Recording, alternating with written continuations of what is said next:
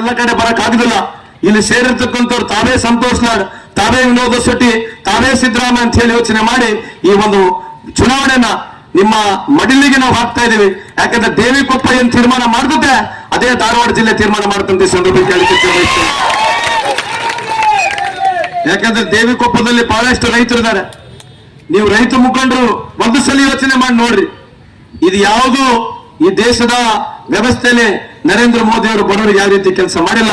ಹಂಗಾಗಿ ಕೊನೆಯದಾಗಿ ನಿಮ್ಮಲ್ಲಿ ಕಳಿಕಳೆ ಮನವಿ ಮಾಡ್ಕೊಳ್ತೀನಿ. ನಾನು ಪದೇ ಸಲ ಹೇಳ್ತೀನಿ, 100 ಸಲ ಹೇಳ್ತೀನಿ, ನಿಮ್ಮ ಋಣ ನನ್ನ ಕೈಲಿ ಯಾವತ್ತು ತೀರ್ಸಕ್ ಆಗೋದಿಲ್ಲ.